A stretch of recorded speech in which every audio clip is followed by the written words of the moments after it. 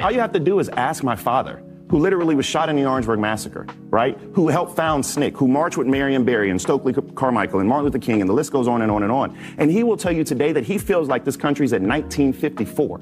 And so if you want to talk about somebody... But that doesn't mean it is. Well, you said he feels that way.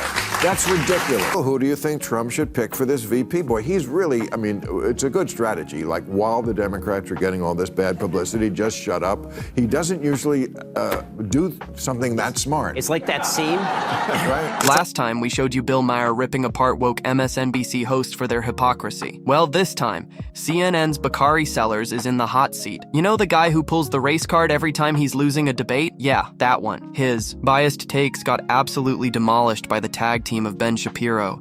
And trust me, it was as brutal as it was hilarious. I can't wait to break it all down for you. But before we dive in, make sure to hit that subscribe button so you never miss videos like this. The Ben Shapiros of the world. Yeah. These people who don't necessarily have the intellect to have honest discussions, but but yet they're able to become millionaires because they're actually just circularizing and promulgating this fear. I purposely showed you that clip to set the stage for what went down when Ben Shapiro and Bakari Sellers faced off on Bill Maher's show. In the clip you just watched, Sellers takes a jab at Shapiro's intellect because apparently the award-winning Daily Wire host just doesn't meet his high intellectual standards. Bold move. But when he finally went head-to-head with Shapiro on Maher's show, let's just say the audience quickly figured out who was actually running low on brain cells. Take a listen. There are many, many confounds when it comes to these particular issues, and unless you remove the statistical confounds, you end up with trying to blame vague, shadowy figures like implicit bias, which are innately, insanely difficult, if not impossible, to measure. I don't know what he just said. You see what I mean about CNN? Ben Shapiro wasn't exactly speaking in some cryptic ancient script. He was simply explaining that the race debate has multiple dimensions, and if you don't break them down properly, you end up blaming everything on vague, unseen forces like implicit bias, something about as provable as a Loch Ness monster sighting. Tell me where the lie is. The truth is, the race debate is far more nuanced than these media pundits are willing to acknowledge. But of course, it's easier to pin everything on some invisible scapegoat. And yet, even after completely missing the mark, Sellers still had the audacity to take shots at Shapiro. Well, let's see how he held up when Bill Maher jumped into the mix. Roll the clip. Well, all you have to do is ask my father, who literally was shot in the Orangeburg Massacre, right? Who helped found SNCC, who marched with Marion Barry and Stokely Carmichael and Martin Luther King, and the list goes on and on and on. And he will tell you today that he feels like this country's at 1954. And so if you want to talk about somebody... But that doesn't mean it is. Well, you said he feels that way. That's ridiculous. It is. Come on.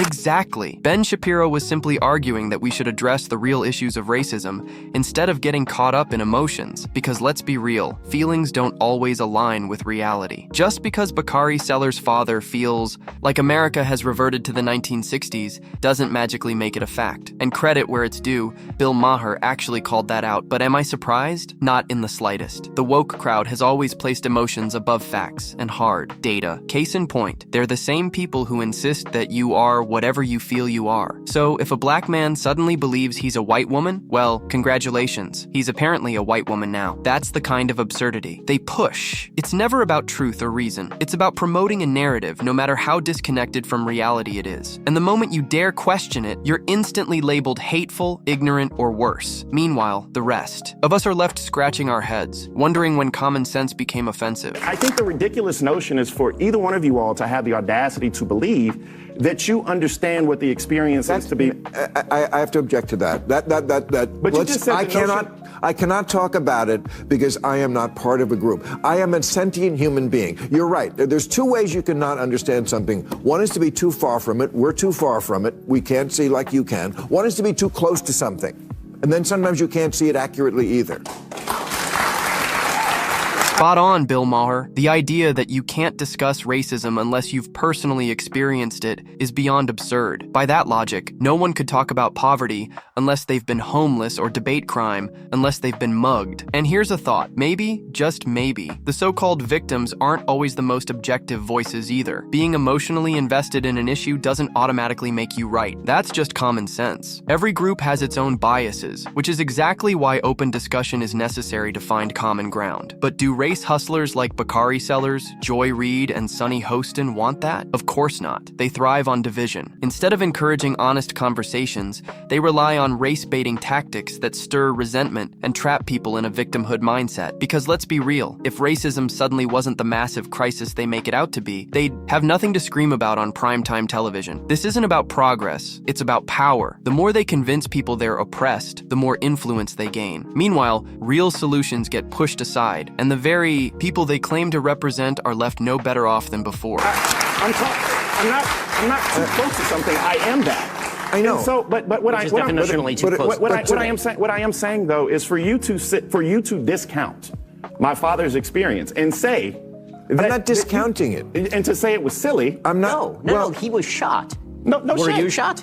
No, but he's still alive. Like he's right here. Like right, but the idea that if I were to say to you as a Jew that the experience of Jews in the United States today is worse than the experience of Jews in Europe in 1939, I would not be stating accurately. Correct. It's not true. That's and it's right. also not true to say that the experience of black people in America in 2024 is worse on a general level than the experience of black men in 1954 in Alabama. That's just crazy. But I mean, I think See what happens to smug race baiters who don't actually debate issues but rely on emotional manipulation? The moment they go up against real debaters like Ben Shapiro or sharp hosts like Bill Maher, they start stammering and fumbling, just like Bakari Sellers is doing here. Because when your entire argument is built on feelings instead of facts, it collapses under even the slightest scrutiny. Take the 1960s, for example, a time when racial injustice was brutally real. Black Americans endured legalized segregation, under Jim Crow were blocked from voting through literacy tests and intimidation, and risked their lives simply for demanding basic rights. Just look at events like the Selma March, where peaceful protesters were viciously beaten by police. Now fast forward to 2025.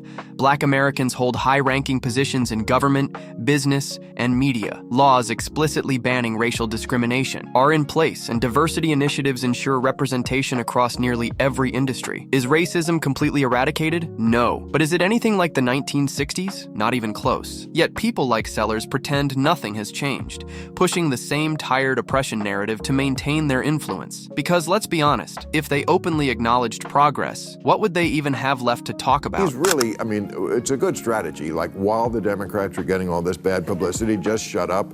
He doesn't usually do something that smart. It's like that scene. Right? This perfectly sums up Bakari Sellers, because at this point he's just talking in circles. No one is claiming that life is all sunshine and rainbows for black and minority communities. There are still real injustices that need to be addressed, racism included. But to suggest that America has somehow regressed to the 1960s, that's about as ridiculous as a velociraptor figuring out how to use a doorknob in Jurassic Park. Terrifyingly stupid and completely unrealistic. But here's what many people overlook. Sellers' entire career is built on playing the victim, just like Sonny Hostin and Don Lemon. Their influence depends on convincing people that nothing has improved, that oppression is just as rampant as ever, and that they alone are the voices of the struggle. The moment someone challenges that narrative, especially with facts, they see it as a direct threat to their relevance. Because let's be honest, if racial progress were openly acknowledged, what would these people even have left to talk about? They'd lose their TV slots, their book deals, and their carefully curated image as truth tellers. So when someone like Ben Shapiro comes along and completely dismantles their argument, they don't just debate, they lash out. Because their biggest fear isn't racism disappearing. It's people realizing that it's not 1965 anymore. I thought about the conversations you and I have had,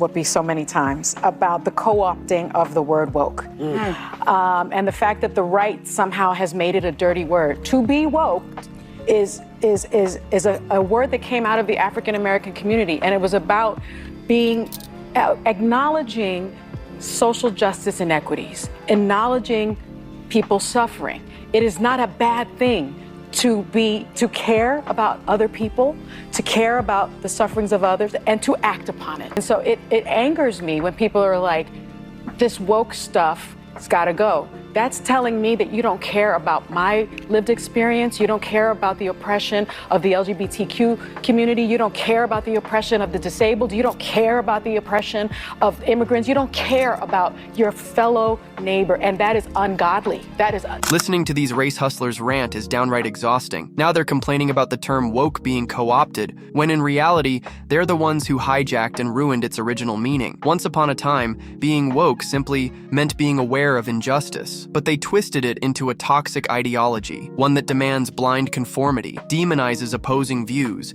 and cancels anyone who dares push back. And now they're upset that the term has become a joke? Please. First off, we never even needed the word woke to begin with. Thinking critically and caring for the marginalized should be common sense. It's called basic human decency. No trendy, buzzword required. But of course, that's not enough for the woke mob. They don't just want awareness, they want control. And what's with their obsession with dragging Christianity into every debate, as if it's the only religion that speaks about justice and compassion? It's pretty obvious why they do it. Christianity is an easy target, a low-hanging fruit they can attack without consequence. Funny how they never come after certain other religions with the same energy. Makes you wonder, doesn't it? Woke, it's become, and I make fun of it too, because it's become an eye roll in many ways. If woke, I assume at a certain moment, and it wasn't that long ago before we didn't have the term. I only heard it, I don't know what it was, 3-4 years ago? 5 years ago at most, when we heard the term woke, and it was like alert to injustice. I went, okay, I'm down with that. I always have been. I hope people still understand that about me. But yes, it became sort of a byword for a lot of this.